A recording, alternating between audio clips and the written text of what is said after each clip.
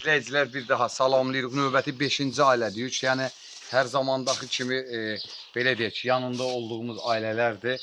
Yəni növbəti bir ailələr də belə vəziyyətdə, yaşadığı vəziyyətdə görürsünüzsə, bizə xəbər edin, WhatsApp-da yazın və yaxud da TikTok-da yazın. Biz dərhal o ailələrin yanında xalqın köməyindən olmağı özümüzə borc bilirik. Bizə də sualdır. Biz də sevinərik ki, belə ailələri bizə tanıdarsınız.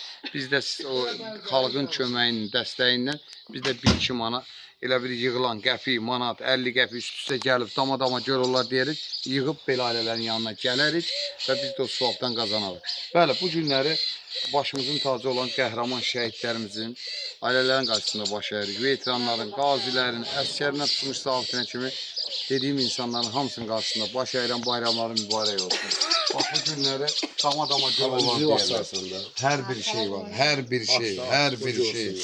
Yəni meyvəsindən, bananından, almaz. Bunları açıq şəkildə bax bu kişinin ideyasıdır. Dedi ki, açıq şəkildə verək, suqada verəndə deyirlər daş qoyur verir. Bəlkə yalandan cam atalladır. Ona görə bunu şəffaf deyirlər də. badımcanla kimi hər bir şey hazırdır.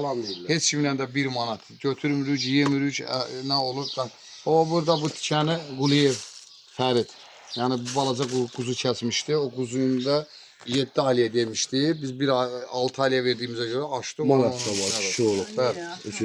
Və bir daha təşəkkürümüzü bildiririk bizlərin yanında olan Hacı Füzuli ağamız bir ailəni boynuna götürmüşdü. Bir də Yaşar qardaşımız.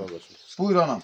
Allah sizden sağlıkına kala kurban. Ömrünüz uzun eylesin. Onunla can sağlığı arz ederim. Beni sahipsiz. Allah sizden sağlığı. Ömrünüz uzun eylesin. Dəstək olanlara dua elə. Dəstək olanlara dua edeyim. 1 manatından tutmuş, ta 100 manatına qədər. Kim dəstək olubsa, Bu gün dua elə ona. bu günləri mənim sevimli günümdür. Böyüklər bağışlasın. Balaca qızımın ad günüdür. Bir də anamın ad günüdür. İkisinin bir yerdə ad günüdür.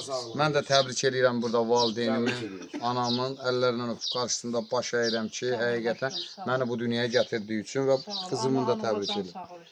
Var olasın, təşəkkür edirik. Bir daha bayramınız mübarək olsun, Qurban bayramınız mübarək olsun. Nuşi canla yeyəsiniz. Sağ olun, Allah razı olsun.